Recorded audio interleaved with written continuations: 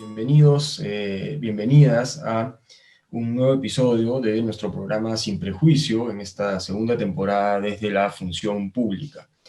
En esta ocasión nos acompaña Josefina Miro Quesada para comentarnos un poco su vida en el derecho. Josefina, ¿qué tal? ¿Cómo estás? Gracias por haber aceptado la entrevista.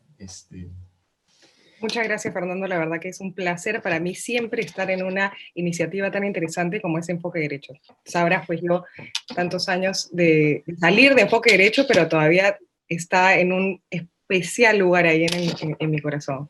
Excelente, excelente, ¿no? Entonces, bueno, seguro que podremos conversar también un poco de eso, ¿no? Y bueno, para comenzar, quería preguntarte un poco por el comienzo, digamos, ¿no?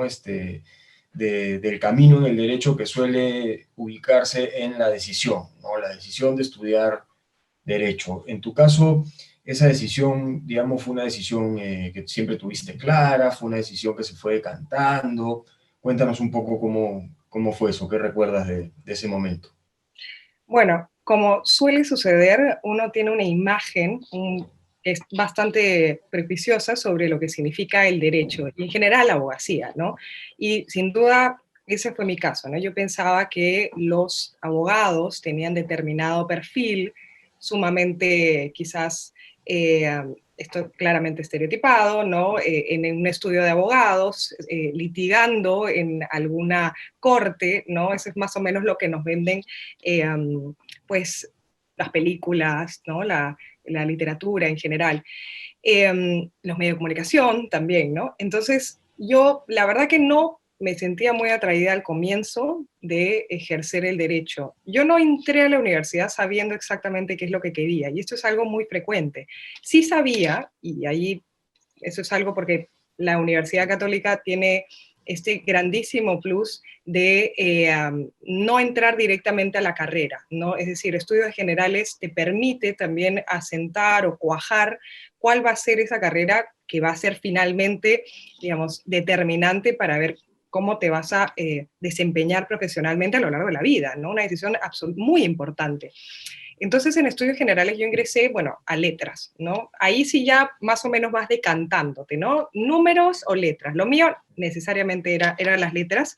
No era que era mal en números, pero sí me sentía más atraída a las lecturas de humanidades, ciencia política, me gustaba mucho la filosofía, me gustaba la antropología, pero ingresé a un curso de chiripa, como diríamos, de introducción tenía un nombre bastante largo que se llamaba, creo que era algo así como introducción Funcionamiento del al sistema de justicia. funcionamiento del sistema de justicia, efectivamente, sí. Con Ernesto de la Jara, seguro. Con Ernesto y con Carlos Rivera, sí. Claro, Yo claro. creo que ese curso que te ofrecía un panorama, ¿no? Un pincelazo de los últimos años o los casos más importantes resueltos por la justicia, principalmente el caso de, en general, todo lo que fue la corruptela fujimontesimista, digamos, la sentencia de Alberto Fujimori, algunos otros casos de corrupción emblemáticos. Yo creo que esa primera aproximación me resultó, vaya, esto es el derecho, vaya que los abogados podemos hacer justicia, ¿no? Esa idea del justiciero, de alguna manera, caló, ¿no? Porque ciertamente los medios de comunicación, quizá, y nuevamente esta idea estereotipada, te vende después que el abogado es aquel que va a hacer lo que fuera con tal de defender a su cliente, sea o no inocente, lo que fuera. No le importa incluso muchas veces si es que lo es o no, pero sabe que le han pagado efectivamente para resolver digamos, sacarlo de los conflictos o problemas en los que se ha metido. Y esta idea, ¿no? Más, quizás más teñida, ¿no? De una aureola moral, ¿no? De que un abogado podía dedicarse a hacer justicia en este país, caló más con este curso. Entonces, ahí ya de pronto fue sembrando la idea de que yo podía ser abogada y tratar de nuevamente perseguir ese ideal, ¿no? permanentemente inalcanzable, ¿no? Que es el ideal de la justicia. Y eso fue lo que me atrajo, ¿no? Yo creo que esa fue un factor determinante en ir, quizá ya ir ¿cómo te digo? Como descartando algunas otras opciones, porque en algún momento sí cerré mis opciones a ciencia política o derecho, y ahí fue cuando me decanté al derecho. Y luego yo empecé a adelantar algunos cursos, ¿no? Y me gustó mucho el derecho penal, que fue la rama por la que me decanté más. Los derechos humanos es algo que ya lo ves mucho más adelante, pero esos primeros cursos introductorios me gustaron. Ahora, la carne viene con hueso.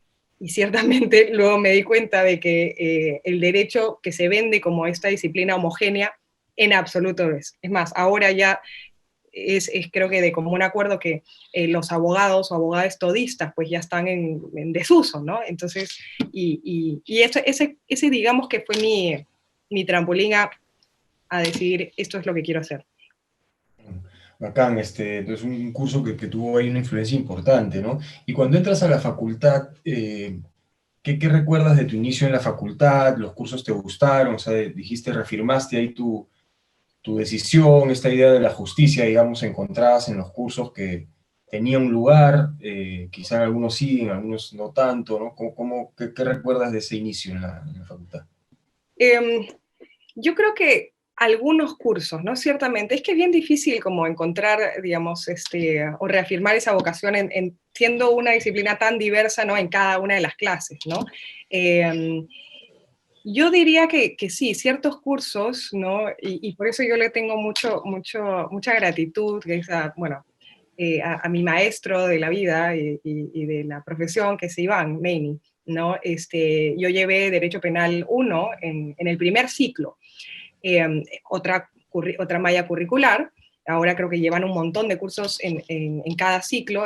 Yo llevé 3 porque adelanté, ¿no? De estudios generales y adelanté. Y me impactó, me gustó mucho. Además, nuevamente, desbaratar ese prejuicio sobre lo que era el derecho penal, porque los medios de comunicación pues te venden también al abogado penalista bajo un estándar que no necesariamente es, ¿no? Y muy pocas veces se visibilizan, digamos, abogados o abogadas principalmente penalistas, ¿no? Y yo Claro, creo que claro. es muy importante verse reflejado en una persona que uno admira. Y ciertamente el derecho es todavía una disciplina en donde hay una predominancia, ¿no? Masculina. Y era difícil porque realmente también entre los profesores muy pocas también eran mujeres, ¿no? Yo creo que eso también es digamos, mea culpa que debe servir para cambiar esa realidad.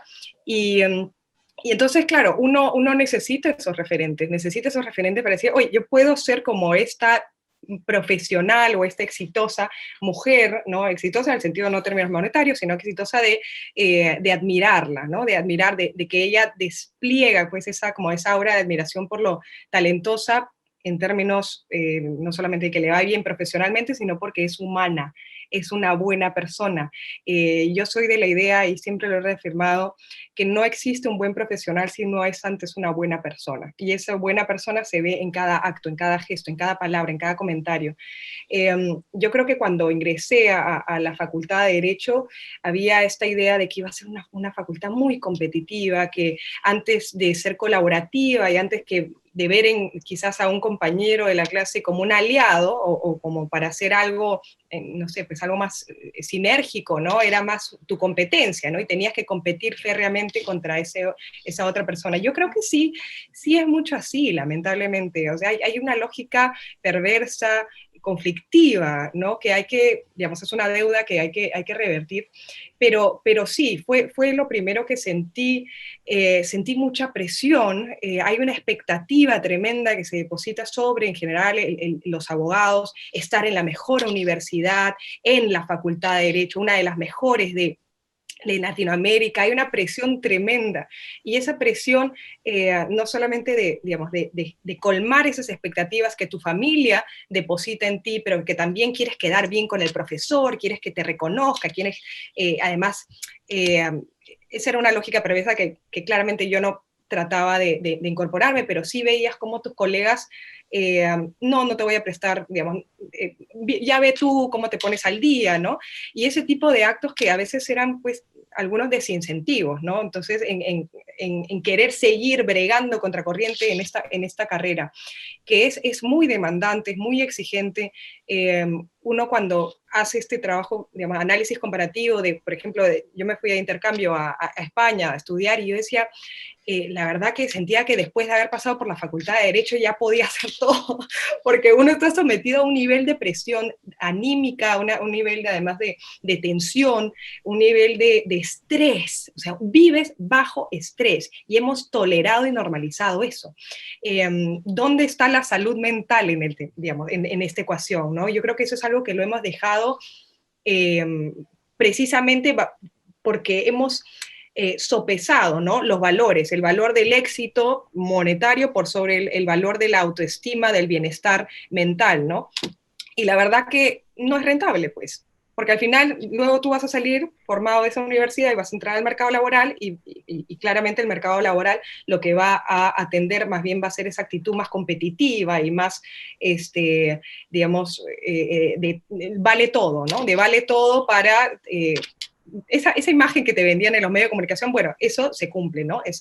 Entonces, yo creo que sí, habían esos alicientes de que las lecturas eran muy, muy bonitas y muy, como te animaban a seguir en esta carrera que ciertamente es cuesta arriba y cuando eres mujer mucho más, eh, porque esto yo te lo digo acá nomás, pero eso es una experiencia que vivimos todas las mujeres, que nos encontramos con muchos actos, digamos, de acoso, ¿no? Eso es una realidad.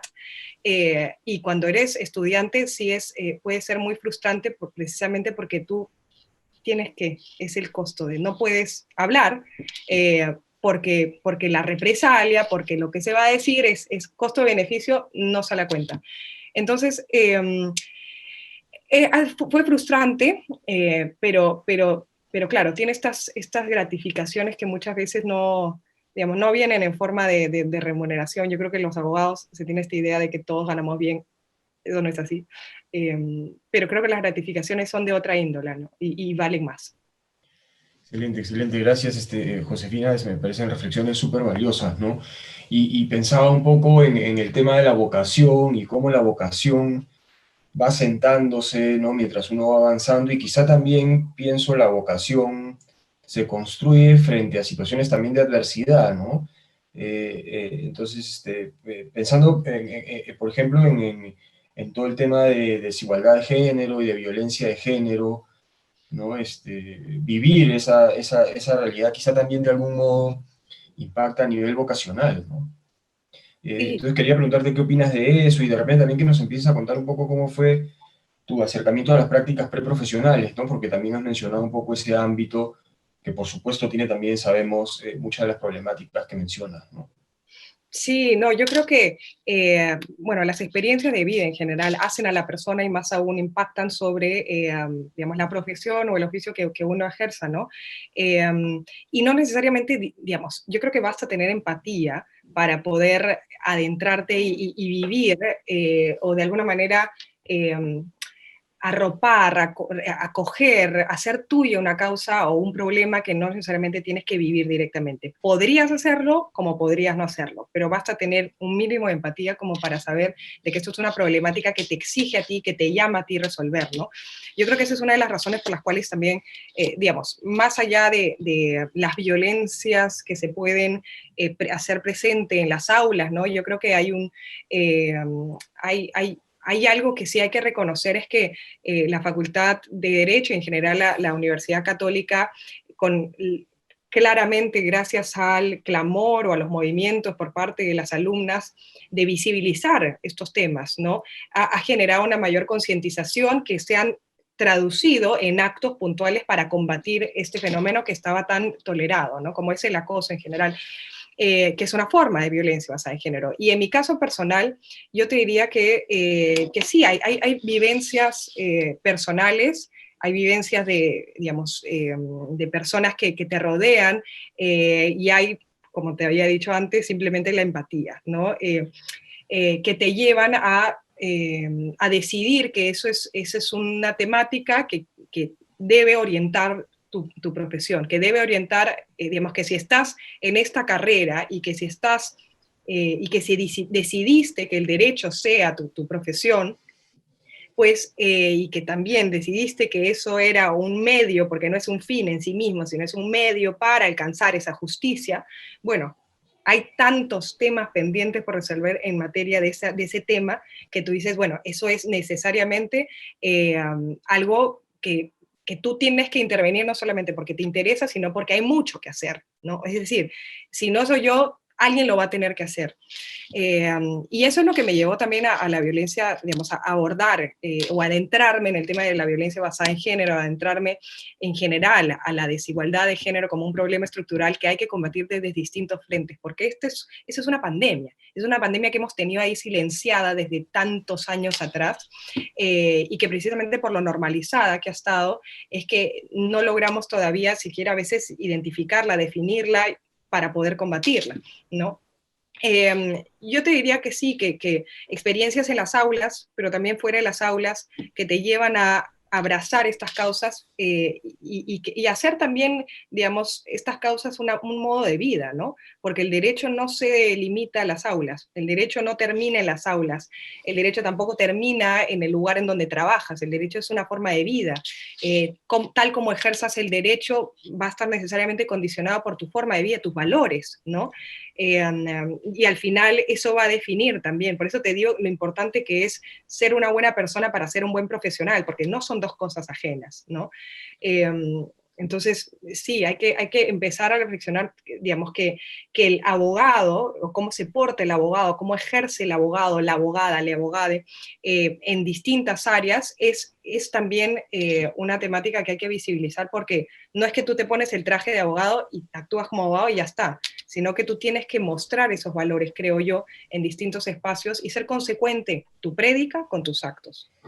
Que a veces es difícil eso, o se pueden advertir incongruencias también en el mundo del derecho, ¿no? Y me gusta mucho esto que dices, que es una manera de vivir, digamos, ¿no? Porque, claro, muchas veces uno puede defender un caso, opinar sobre un caso y hablar ahí mucho de la igualdad, por ejemplo, ¿no? O criticar mucho la corrupción, cosas así, pero cuando uno ve que, por ejemplo, a una compañera, el profesor le hace un comentario sexista y uno no dice nada, digamos, entonces ahí hay una manera de vivir que estamos manifestando, ¿no? Y que tiene, pues, que nos debería llevar también a la reflexión, ¿no? Eh, Sí, sí, no, total. A ver, yo creo que, digamos, dentro de esa lógica de una manera de vivir también es una manera de ver las cosas, ¿no? Y si antes la pasividad o el silencio o la apatía o de alguna manera, si es que tú no estabas contribuyendo con eso, ¿no? Es como que esta idea de que si tú no eres racista, entonces ya está, estoy bien, estoy perfecto, ¿no? No, no, no, hay que ser antirracista, hay que ser, digamos, hay que combatir ese machismo, no basta no ser machista, ¿no? Si tú ves digamos, o eres testigo de ese acto, bueno, ese acto también existe y se perpetúa y se reproduce porque hay digamos, un ecosistema que le permite, ¿no? Entonces hay que visibilizarlo, hay que denunciarlo, hay que hacer también, digamos, nuevamente, de estos valores de la justicia que hemos aprendido y que nos hemos alimentado de ello en clase, pues un modo de vida. No solamente mientras nos ponemos el traje de abogado o abogada, sino también mientras somos, qué sé yo, pues ciudadanos, ¿no? En nuestra condición de ciudadanos, ¿no? Que es importante reflexionar y recordar que lo somos, ¿no? claro. Sin duda, ¿no? Sin duda. Me pongo a pensar entonces también un poco en el ámbito de las prácticas preprofesionales. Quería preguntarte cómo fue tu acercamiento al mundo de las prácticas. Ahí muchas veces también creo que se tejen algunos, digamos, como verdades, ¿no? Como que si no practicas en este sitio, ¿no? O sea, como que hay caminos muy pavimentados, digamos, que pueden a veces también, justamente por el hecho de estar muy pavimentados, llevar a que uno los transite de repente sin ver otros caminos. No sé entonces cómo fue tu decisión de dónde practicar, cómo fue esa experiencia, ¿no? Bueno, yo Cuéntanos. tengo no es bueno, más o menos es un secreto, y es que yo nunca he pasado por un estudio de abogados, ¿ya? Y yo creo que crecí, y hasta ahora, a veces pienso y digo, debí, no debí, porque claro, siempre uno se queda con ese sinsabor de, bueno, siempre es bueno probar algo para descartarlo, ¿no? Y eso es algo que siempre tenía en la idea al momento de elegir mis prácticas. Mi primera práctica que tuve fue con Beatriz, de hecho, ella fue mi jefa en Ernst Young, y con todo el cariño y todo el amor y todo el respeto que le tengo, eso no era lo mío, ¿no? Entonces, y la pasé muy mal, la verdad, pero no por ella, sino porque el ambiente no era mi ambiente, no me sentía cómoda. Y yo creo que las personas tenemos que disfrutar tenemos que sentirnos cómodas en el lugar en donde estamos. Tenemos que sentir nuevamente también que hay que ser consecuente, ¿no? Digamos, con las personas que nos rodean, pensar si es que estamos, si nos sentimos bien en ese ambiente, ¿no? Y yo no me sentía, es un tema de identidad, es un tema de compatibilidad o no de caracteres, el ámbito empresarial no era el mío. Y fue por eso también que me decanté luego por el periodismo, porque lo mío fue, digamos, y sigue siendo, ¿no? Por mucho tiempo, en medios de comunicación, ¿no? Yo lo que quería principalmente y sentía que era necesario era comunicar el derecho, porque nuevamente leía los ejemplos referentes de abogados o abogadas y hablaban en un idioma que no era el español, ¿no? O sea, muy enrevesado, muy complejo, muy inaccesible. Yo decía, no, vamos, el derecho tiene que ser una disciplina democratizada, todos tenemos que saber, todos tenemos que conocer nuestros derechos, hay que bajar al llano el impacto que ha tenido esta noticia, ¿no? Y tratar de hacer pedagogía desde los medios de comunicación, digamos, partiendo de una premisa, la premisa de que la persona que lo comunicaba pues tenía o estaba familiarizada con el derecho. Y eso es algo que sí, eh, gracias a Enfoque Derecho me contribuyó mucho para que yo decidiera hacer eso, ¿no? Yo eh, desde Enfoque Derecho pues jugaba pues a ser periodista, abogada, ¿no? Abogada, periodista, y me gustó mucho y dije, bueno, voy a probar, después de el intento en Ernst Young, dije, no, esto no es lo mío, lo descarté, y luego dije, no, estudio abogados, tampoco quiero. Y me decanté por un medio de comunicación. Mi segunda práctica fue en Perú 21, y ahí sí tuve la oportunidad, porque tuve, la verdad que un bonito, era un espacio muy bonito, porque a diferencia de les abogados, los periodistas pues son mucho más relajados. Entonces íbamos pues con la ropa más cómoda que teníamos a disposición, son personas mucho más, creo que, ¿cómo te digo? Como sin ataduras, ¿no?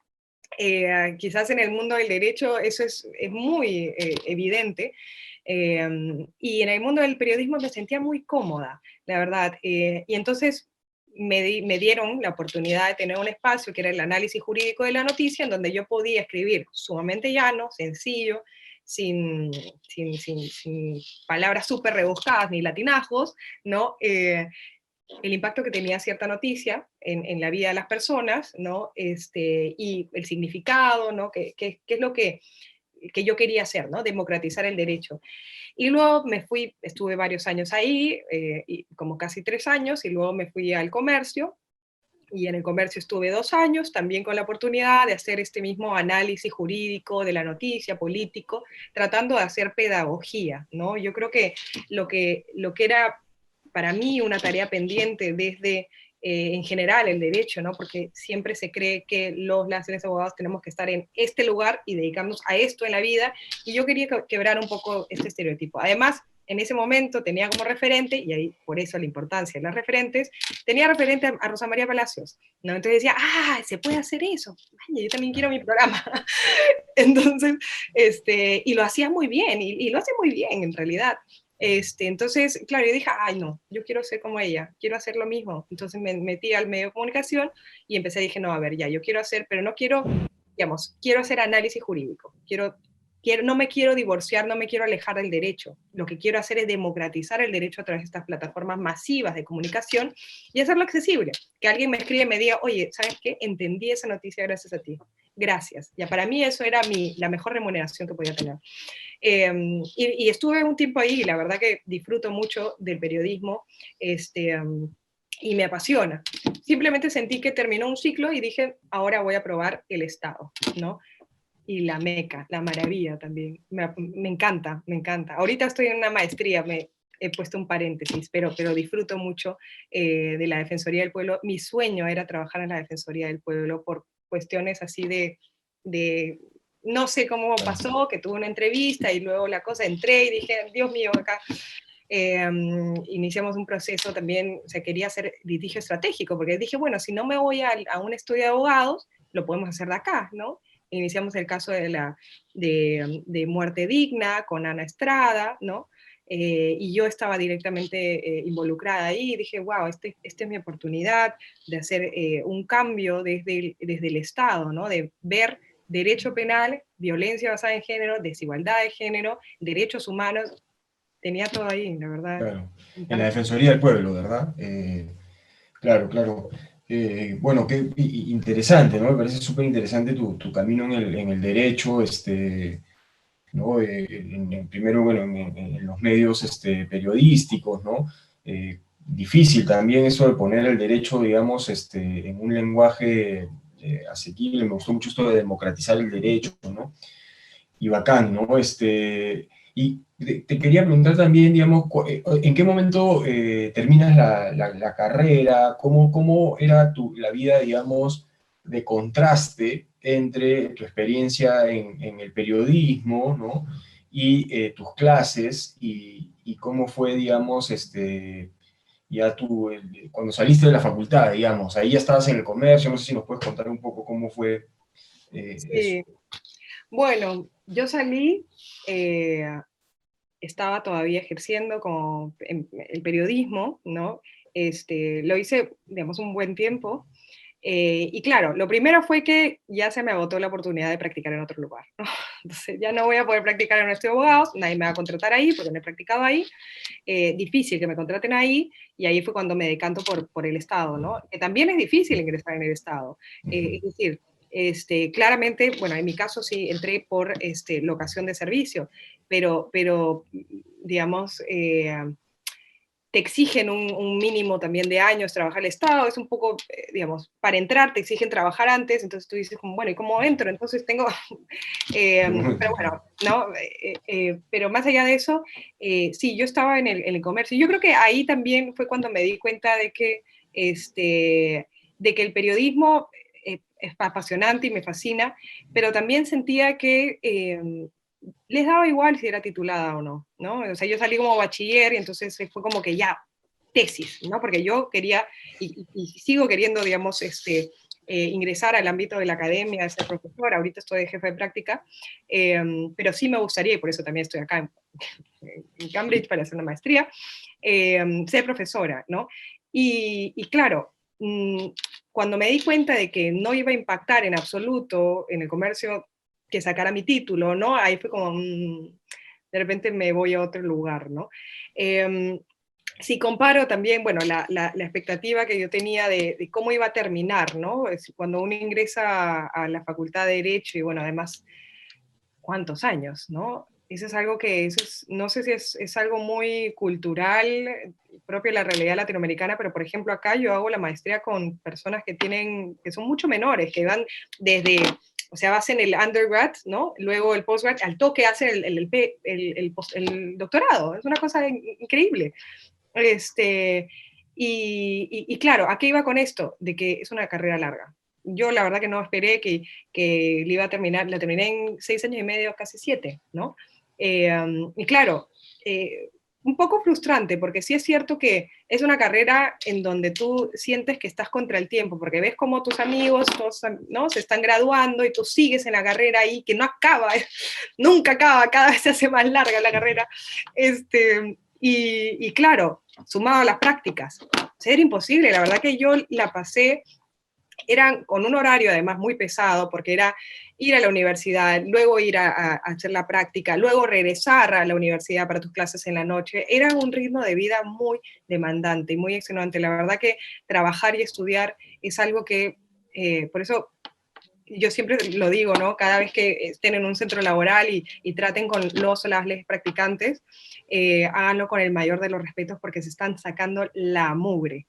Y eso es algo que a veces no les reconocen, es más, los cargan de todo el trabajo que no quieren hacer los que están contratados y los explotan. Es terrible. Incumpliendo la ley, de paso, ¿no? Porque Exacto, además, ese es el gran problema también, ¿no? Se nos debería exigir más respeto, apego, digamos, al marco normativo y a sin la duda. inversa funciona. Precisamente como sabes cómo funcionan las cosas es que puedes sacarle la vuelta. Es una mentalidad muy perversa. Pero ciertamente es una práctica muy, muy tolerada, extendida, ¿no? Entonces, yo creo que sí, eso de trabajar mientras estudiaba, porque claro, y súmale la presión y las expectativas que tienen sobre ti, que ya, ¿para cuándo la carrera? ¿Cuándo vas a acabar la carrera? Y tú te estás pero muriendo en el camino, y nuevamente, ¿dónde está la salud mental en esa ecuación? Nada, o sea, tú te estás literalmente desmoronando. ¿Cuántas veces? Y eso es algo que me imagino que muchos han pasado, y es que has colapsado y llorado y en tu casa y en tu cuarto, y le has llorado a tu mamá y le has dicho, mamá, ya no puedo más con esta carrera, no puedo más, y más trabajando, no sé, ¿para qué? Para un sueldo mísero, además, o sea, explotándote. Y eso no es algo propio, digamos, de Perú 21 o del comercio, no quiero, estoy hablando en términos generales, ¿no? Que es muy demandante. Entonces, sí, bueno, fue un alivio terminarlo, pero luego es como, ok, ya terminaste esto, ¿para cuándo la tesis? ¿Para cuándo? Entonces nunca No acaba, acaba nunca. nunca acaba. Yo creo que es el sistema que está, nos exige. Sí, sí. No creo que sea algo monopolio de la abogacía, pero en general yo creo que, digamos, no es monopolio del derecho, pero sí en el derecho se reproducen mucho estas prácticas de competencia férrea e insana, ¿no? Nuevamente, de que tienes que poco más que, o sea, poner en riesgo tu salud mental, tu bienestar, por sobre qué sé yo, el rendimiento académico, laboral que puedas dar, ¿no? Y lo que no se entiende es que si tú no estás bien, no puedes rendir bien. Eso es una ecuación muy básica y no cala. Sí. Sí, además como funciona como una especie de promesa de futuro que nunca llega, Sí, ¿no? Porque, exacto. ¿no? En vez de disfrutar también el presente, ¿no? Entonces, bueno, yo coincido, ¿no? Coincido en que una cosa es la exigencia, digamos, a nivel cualitativo y otra cosa es la exigencia, sí, a nivel cuantitativo, que tienes que estar siempre, ¿no? Sin tiempo, en fin, ¿no? Y eso es problemático desde diversos puntos de vista. Y bueno, añadiendo pues que también es un pésimo ejemplo para estudiantes de derecho entrar a un lugar donde no se respetan las normas de la ley de prácticas, ¿no? Me parece que eso debería llamarnos a la reflexión, ¿no? Y bueno, entonces, digamos, entras a la Defensoría del Pueblo, comentabas ahí de que empezaste a ver temas de litigio estratégico, ¿no? ¿Nos podrías contar un poco más cuánto tiempo estuviste en la Defensoría del Pueblo? ¿Cómo fue tu salida? No sé si ya saliste para hacer la maestría, ¿no? Un paréntesis, digamos, ¿no? En principio, formalmente sí estoy afuera, yo no sé si debería decir esto, pero sigo viendo, por ejemplo, el caso de Ana, ¿no? Ya, ok. Ahora, es demandante también porque estoy, y ese es mi gran problema. Yo creo que yo puedo aconsejar muy bien al resto, pero yo me cargo con un montón de cosas, ¿no? Es que está tan interiorizado y eso es algo, yo Y no es sé, no difícil, creo que ¿no? sea, es muy difícil bregar contra corrientes, porque nuevamente yo te puedo decir la importancia de la salud mental, pero yo me quiebro cada 2 semanas, ¿no? Por todos los compromisos a los que me someto, ¿no? Y siempre pienso que puedo dar más y que sí puedo hacerlo, ¿no? Alguien tiene que venir a decirnos y decirles, tienes que aprender a decir que no. Esa es una gran virtud que todavía estoy tratando de batallar para conseguirla. Hace varias semanas dije no a 3 proyectos y me sentí muy bien, porque o sea, finalmente le das el tiempo que merece a los compromisos a los que te asumiste, ¿no? Pero bueno, para no irme a por la tangente, que es otro gran defecto que tengo, eh, en la Defensoría del Pueblo, bueno, en realidad esto del litigio estratégico es el caso de Ana, básicamente, y es que cuando yo ingreso estuve un año, sigo viendo el caso, pero nuevamente desde acá, ¿no? Y en la medida que puedo coordinar con Ana, yo establecí una relación que trasciende lo formal, perdón, de lo formal y de lo profesional con Ana. Y es que me comí su causa. Eso suena súper raro, porque suena como que me comí la causa, el Sí, plato, ¿no? Pero así no debería sonar. Lo que quiero decir es que me compré el pleito, me claro. compré la causa, me compré la causa de la muerte digna, el derecho a la muerte digna. Me adentré Claro, claro. muchísimo a esa temática, pero principalmente también poniéndole rostro, ¿no? Yo creo que es importante Ujú. también cuando nosotros hablemos en abstracto de todas estas ¿cómo se llama? Artilugios jurídicos, ¿no? Que podemos nosotros crear, es siempre acordarnos que esto es un medio para finalmente hacer justicia a una persona con nombre y apellido, ¿no? Y una vida, ¿no? Y un rostro. Y el caso de Ana es eso, ¿no? Digamos, es un caso que es representativo de una realidad que muy posiblemente trascienda el de ella y de personas que nuevamente eh, es un tema muy espinoso también, porque no solamente el derecho no funciona en una estratosfera, sino que está impactado por variables morales, psicológicas, religiosas, tabúes de todo tipo, y entonces eso generó algunos temas, ¿no? Incluso en la misma Defensoría del Pueblo, afuera de la Defensoría del Pueblo. Sí. Pero eso es algo que, digamos, eso fue una decisión que tomó el defensor del pueblo. Dijo, esta causa la vamos a llevar y sí. Y en ese momento yo recuerdo que el, el, la, la demanda que ella estaba emprendiendo, porque ella antes de que entrara a la Defensoría del Pueblo, ella abrió un blog que se llamaba Ana Busca la Muerte Digna, ¿no? Y ella lo que estaba queriendo hacer era transmitir su voz, ¿no? De contar su historia, ¿no? Que la gente a través del testimonio pueda sensibilizarse y pueda entender la eutanasia más allá, digamos, de qué sé yo, de la religión, sino ponerle un rostro, saber que hay una persona con plenas facultades mentales, con plena disposición, o sea, que no quede duda de la voluntad y la autonomía de esa persona que lo que quiere es lo que está diciendo, ¿no? Y que no está sometida a ningún tipo de presión y que precisamente esa voluntad está siendo desconocida y vapuleada, ¿no? por el Estado al penalizar un delito como el homicidio piadoso. Entonces, nada, con Ana, la verdad que, y esto es algo también importante, yo no sé si ocurra con muchos abogados, y es que, como te decía, no es solamente en tu traje de abogado que te compras esa causa, no, lo haces en tu vida diaria, y yo establecí una relación muy, muy bonita con Ana, yo la verdad que le tengo muchísimo cariño, muchísima apreciación, muchísima admiración por esa mujer, es tremendo, ¿no? Cómo una persona te puede también cambiar la vida y cómo te puede cambiar la manera, cómo ves las cosas. Y eso yo creo que el entrar además a la Defensoría del Pueblo significó eso, ¿no? Las oportunidades que te da la Defensoría del Pueblo desde el Estado, ¿no?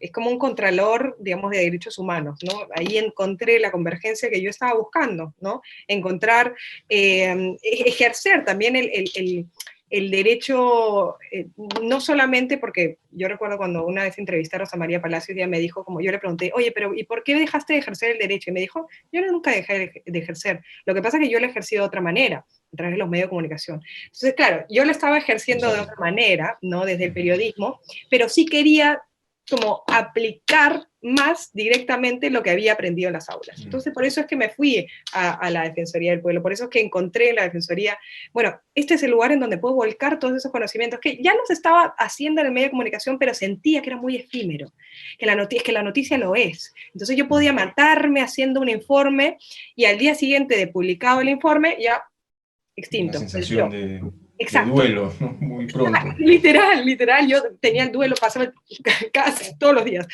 cada vez que se publicaba, ¿no? Entonces yo sentía que necesitaba tener un impacto más trascendental, ¿no?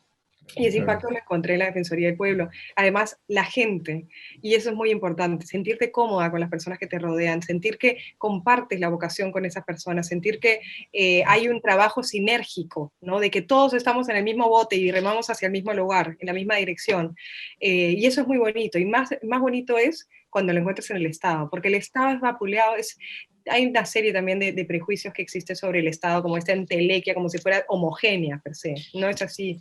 Hay muchas instituciones muy diversas entre sí. Yo puedo hablar de la Defensoría del Pueblo porque he estado ahí y me parece un lugar maravilloso. Soy hincha de la Defensoría, como verás acá. Excelente. Sí. Es, Que lo pero acompaña ahora. sí, Claro. pero no sé, pues la verdad que habría que probar en distintas entidades, pero yo me siento, Ujú. creo que es importante eso, sentirte a gusto, sentir que estás generando un impacto en la sociedad, que alguien te diga gracias, gracias por orientarme, gracias por ayudarme. Yo creo que es la mejor remuneración que uno puede tener.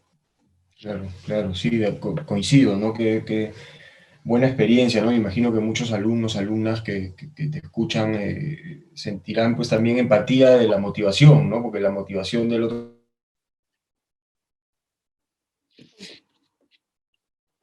Preguntarte un poco, Josefina, ahora, porque también ya vamos llegando un poco al límite de tiempo, por tu maestría, ¿no? Entiendo, si no me equivoco, que es en criminología, bueno, que es un tema también que, por mi gusto, digamos, por el psicoanálisis, por la psicología, me parece muy interesante. ¿Cómo llegas a la maestría? ¿Cómo concibes, digamos, también el tema de la formación en el máster, ¿no? Porque también hay muchas verdades sobre el máster y dónde y qué vale y qué no vale, y, Sí, ¿no? Entonces cuéntanos un poco cómo fue eso, cómo te sientes ahora ya en una época como la que estamos, además sí. haciendo la maestría ya, ¿no? Sí, no, lo primero es que es un privilegio estar acá, ¿no? Y eso es importante siempre reconocerlo, en un contexto tan adverso. Eh, yo personalmente, mis papás ambos tuvieron COVID, mi papá sí tuvo síntomas y justo antes de llegar, ¿no? Entonces fue personalmente un poco Difícil. difícil, ¿ajá?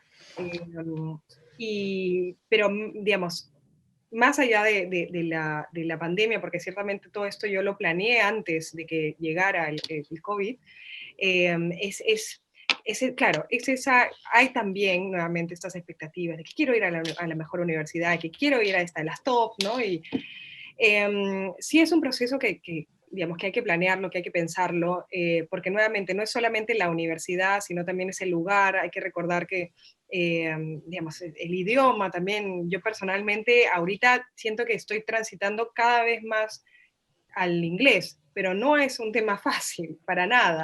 Te sientes en desventaja mucho, ¿no? Porque tú puedes manejar perfecto el contenido, tú sabes que esa intervención va a dar en el clavo, pero tú todavía tienes esa intervención en español. Entonces, hacer esa Sí. traducción es complicada y más en tiempo real, ¿no? Que tú están esperando que digas, que busques, que encuentres esa palabra que estabas buscando y que te quedas ahí, y tú que normalmente no tartamudeas y luego te empiezas a frustrar y empiezas a sudar y dices, no, ¿sabes qué? Ya pregúntale a alguien más, y ya, Sí. no quiero nunca, me quiero ir a mi casa.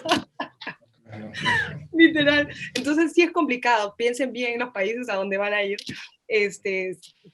A ver, yo creo que cuando hice el intercambio en Madrid era otra cosa, ¿no? Uno, es tu idioma, tú te manejas pues como muy bien, tienes todo el vocabulario, que es importante, no es solamente hablar coloquialmente el inglés, no, es hablar con el vocabulario técnico riguroso que exige la disciplina. Entonces, es complicado, pero creo que poco a poco uno se va, digamos, adentrando, ¿no? Esta es una maestría, como efectivamente has dicho, en criminología, y esa es una frase que me gustó mucho porque lo dijeron cuando tuvimos la clase, la semana de inducción, un rendezvous disciplina, ¿no? Es una disciplina rendezvous, ¿por qué? Porque es como una reunión entre distintas disciplinas.